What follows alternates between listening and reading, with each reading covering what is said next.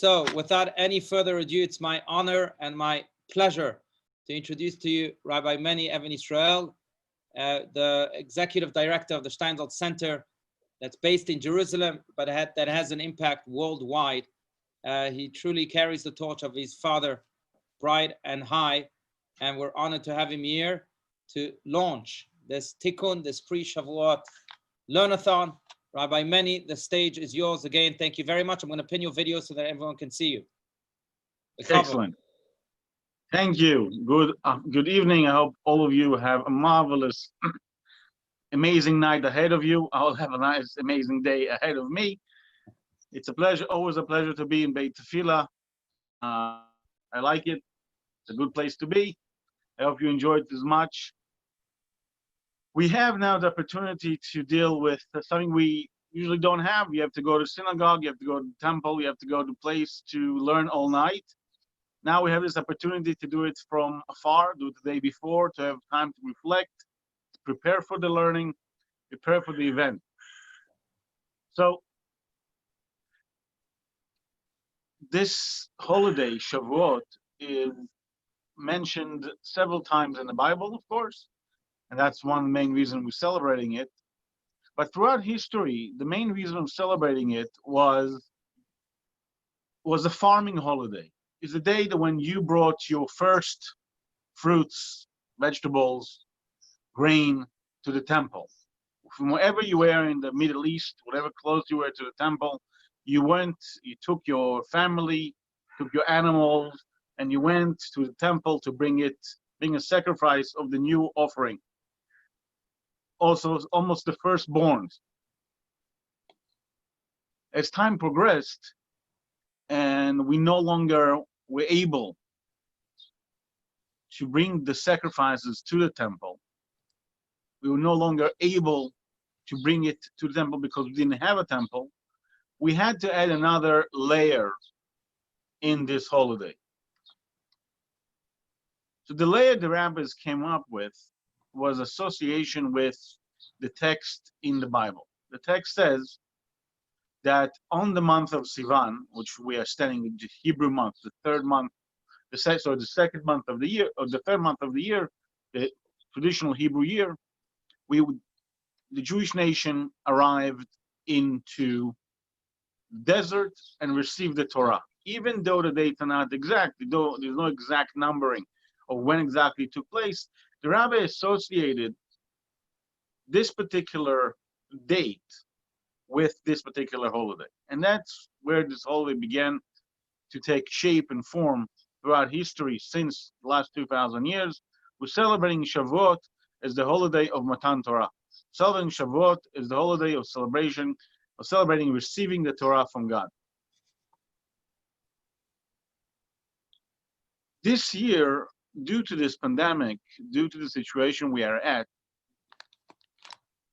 we have to remember that now we have something that we never had before. We have the opportunity to fix, in a sense, to fix Passover. In Passover, we have obligation that it's mentioned dozens of times, that the main purpose of Pesach, the main purpose of Passover is to teach our kids, to tell our kids the story of the Haggadah. Tell the kids what happened when we left Egypt, to make the story there. It's peculiar to know that in reality, the same obligation holds for Shavuot. When Moshe Rabbeinu, gave his last testimony and the last will and testimony in the book of Deuteronomy, in the book of Devarim, and he teach in the last weeks before he passing, he's teaching them the history. There's a new generation in front of him, been 40 years in the desert, about to go to the land of Israel. He has about 2-3 weeks to teach them everything he knows, so they have some kind of a package, something to carry on to the land of Israel. And he's telling them, let me remind you what happened in Mount Sinai. When we went to Mount Sinai, God told me, bring all the people together, takrivu, come closer, attach them to me, because I will teach them how to owe me, teach them my words, in order for them to teach the next generation. The idea behind it is very simple. In order to transfer information, to transfer a story, transferring a lore of a community, it's no longer, it was never enough to do it by two people. It was never enough to do it by small amount of people. The revelation that we claim, the revelation that we believed in, was a revelation for all the people, which is a very unique phenomena. As far as I know, there's no other religion, faith, people that claim revelation in this amount of number. There's not a revelation that claims that the entire nation saw God together. It's referred to as this testimony. That was the job God gave us in Mount Sinai, to give the testimony to the next generation. So there might be historical problems with it, and the number might be a bit bigger than what the historian think, what the archaeologists believe. But we have this story that we keep saying for the last 3,333 years, give or take a year or a year there. But we have this obligation to tell the story. One of the most peculiar things is Shavuot, because of many associations, Shavuot is almost a sponge. You can put almost any content to the Chag, because the original Chag was had to do with farming, with agriculture, and we're no longer using it, at least for the most part of the world. We have the ability to add more content to it. So one thing we added to this was also the story of Ruth. Ruth was the mother of King. Ruth was the grandmother of King David. And she made statements of her connection to the Jewish people and her connection to her mother-in-law, which is a surprising thing in any fit. And she made this relationship, she made the statement that, look, my people are your people and your God is my God. She made this statement very, very obviously to her mother-in-law. Mother-in-law tell her, look, you have nothing here. I'm going to go to a land that is dilapidated. I'm going to go to a land that's just recovering now from a pandemic of starvation. Go home. Go to your family. You don't need to be with me. Leave. And she said, no, I will stay with you. You are my people. And she's joining her destiny with our destiny. She's joining her life, her behavior, her faith with our faith.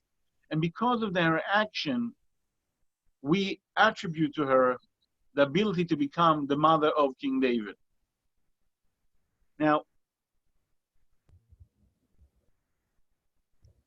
when a person is doing this movement, when a person make this declaration of faith, a person goes from his own place and need to think for a moment, what is our relationship to these people? What is our relationship to our God? A person have to make these statements. It's true that most people who are in the society, most people who are in the community, don't have to do it. You're born into it, and that's it. You forget about it. When you're a newcomer, you have to make this testimony. You have to make this statement. You have to sit there and think about how to define your relationship. When a person is going through a process of conversion, which happens, a person has to make this decision. A person has to make this statement. A person has to come up with a declaration of faith.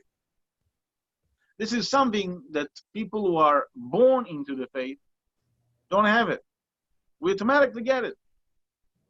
This Shavuot is a repellent, in a sense of a fixing option, as a fixing possibility. I think everybody should do it. We have time between now and the actual holiday. And if you're in the overseas like you have 2 days to think about it, till Shabbat, till Saturday, how you make a declaration of faith. How you make something that you can give your family, your kids, spouse, a declaration of faith that's saying, this is why I believe. This is what I'm telling. In a way,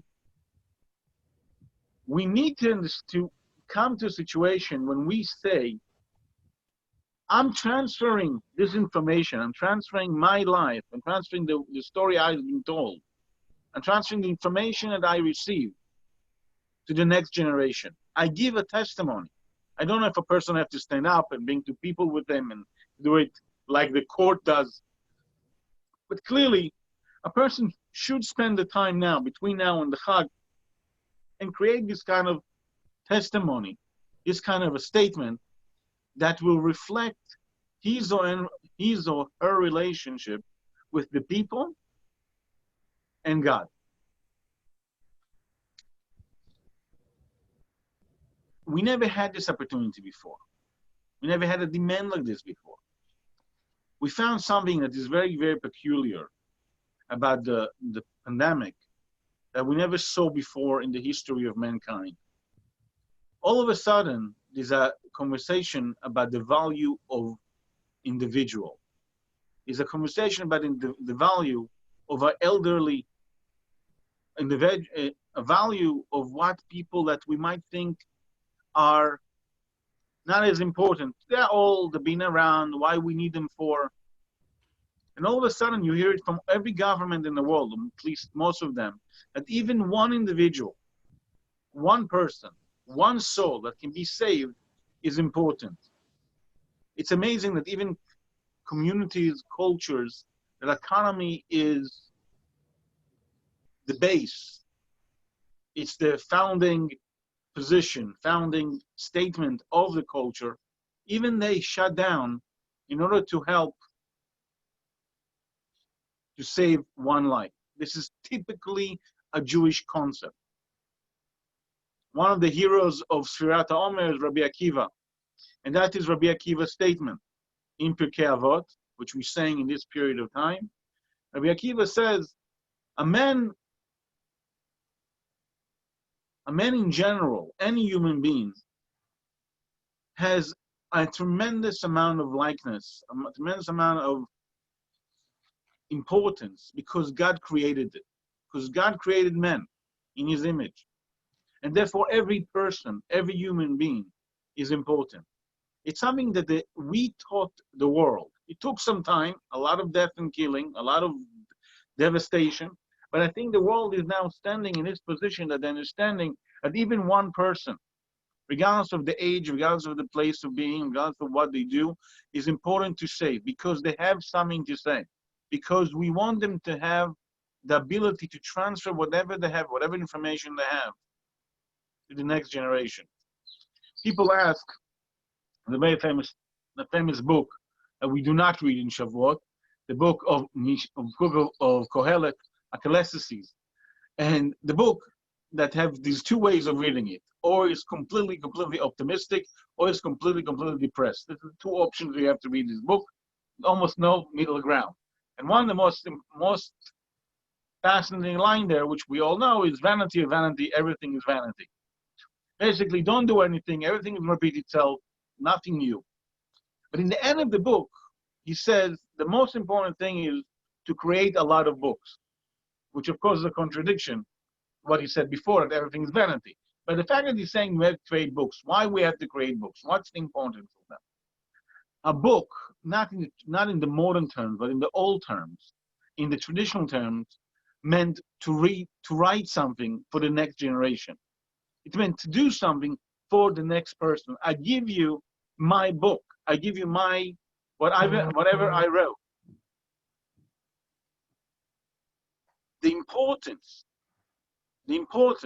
of it is coming again in this time, coming farther than what we had before. We have this obligation. If you have the time, you have the ability to go and write down something that you can move it on for next generation. It doesn't need to be a will. It be something meaningful that will bring everything we learned, everything we did, everything that we are believing in to the next generation.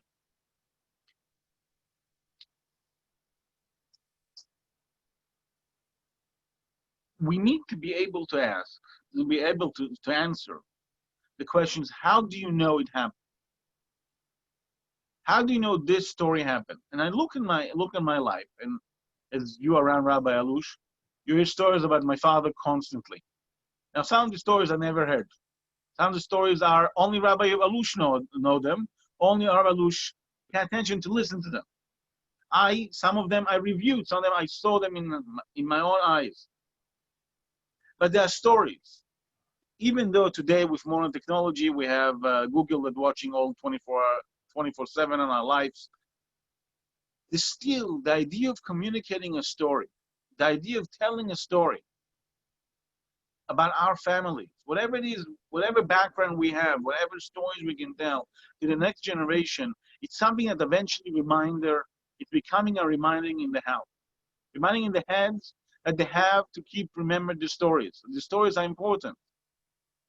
That is the reason we, in a sense, as people that like to be together, as people that like to be around the community, that's our job. We're trying to move it forward to the next generation. That is the big deal of Matan Torah. We know Matan Torah had, besides Matan Torah, the giving of the Torah on Mount Sinai, had two phenomena that never repeated again.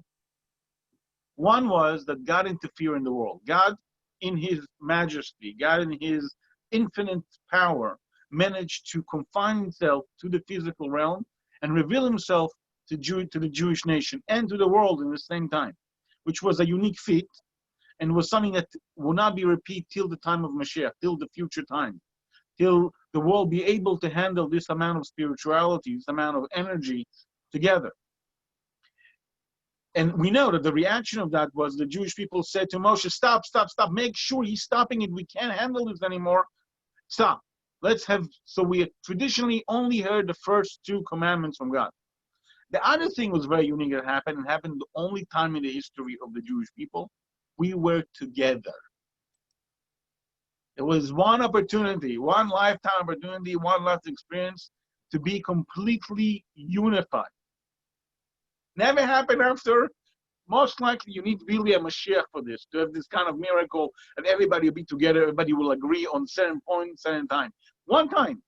These two things were phenomena that we never had before. And hence, every time we have the opportunity, we talk about it. One is about the revelation of God. Two is about the unity of people, which we're not sure which is harder to get. Sometimes I feel that, to reach God is easy. At least I know what's the process. To get unified with the other people, it's harder. Again, the ability that we have today with instruments like Zoom and other instruments similar to that, to come together from all around the world, to bring the message together that we are together regardless of what we do and what time of the day it is, that's the uniqueness of this experience. And that's what we are looking forward to have this experience. So tomorrow night, and the day after tomorrow, when you have the holiday begins and you have time to learn, you have time to reflect, take this message, take the small and it's not that complex, make a statement, make a testimony, transfer it to the next generation, even write it for your own sake. God forbid you're still alone, write it for yourself. Have something that has become meaningful and caring. It's interesting to see that, normally part of our agenda, we call the Steinsaltz Center agenda, let my people know, we always talk about learning and trying to get to a deep learning. And you learn, you find another method, you find another line, you find another layer. In Shavuot, the experience was sight. In Shavuot, Matan Torah, our experience with God was to see and hear. But what the main reflection was, wasn't a deep learning.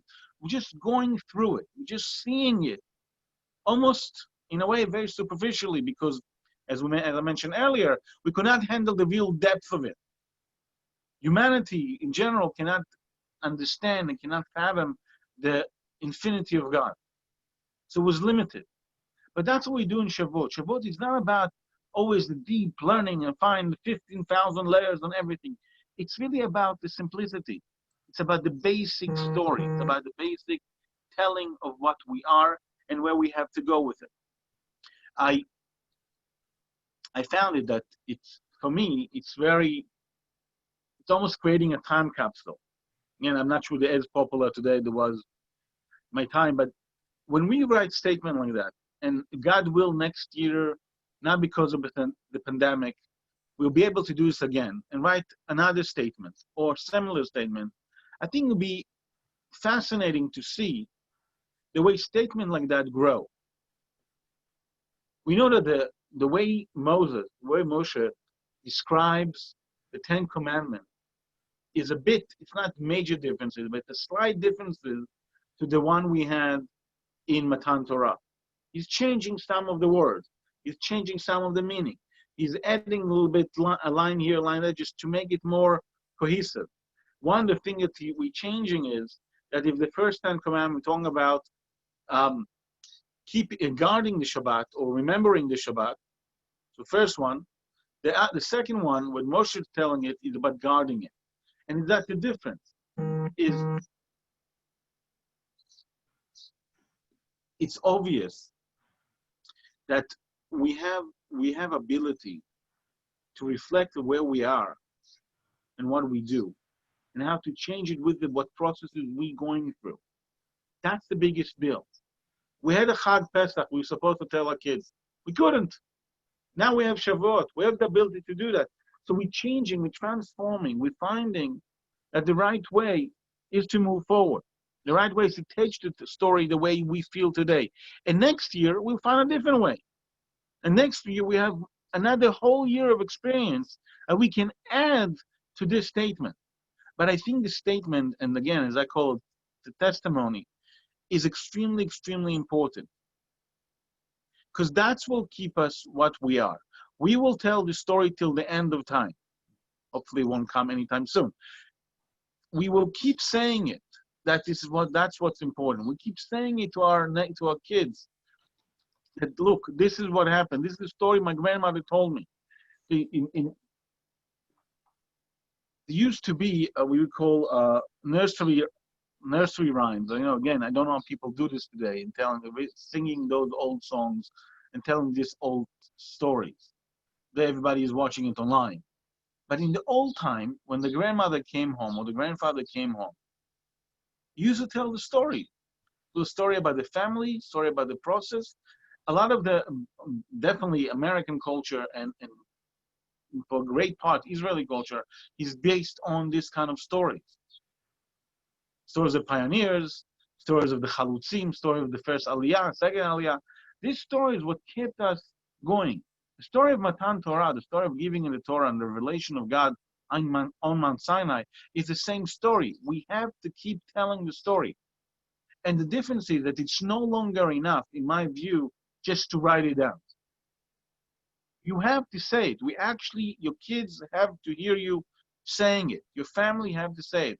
Make a statement like that will have the power to transmit one generation to the next generation. That is, in my view, the challenge of this particular Chag. Now, I think it's an easy challenge. I think it's something that, maybe easy is the right word. It's something that is doable. It's not asking to, read the entire night, learn all night, go through everything. No, make something simple, clear, obvious. It's something that you keep with you that you can give to the next generation. Anyway, this is it. I want to wish you all a beautiful Chag, and I hope you enjoy this, and I hope you enjoy the rest of the tremendous speakers and lectures. And you can count with me. We have again how many times the word Steinsaltz is mentioned. I think we're about 27. Once we get to 100, you all get free drinks on the house. Rabbi Alush will provide. So again, Chag Sameach, and may we receive the Torah with amazing, tremendous joy. Amen. Amen. Thank you so much, Rabbi Meni. We appreciate it. And Hashem should bless you too in return many, many times more.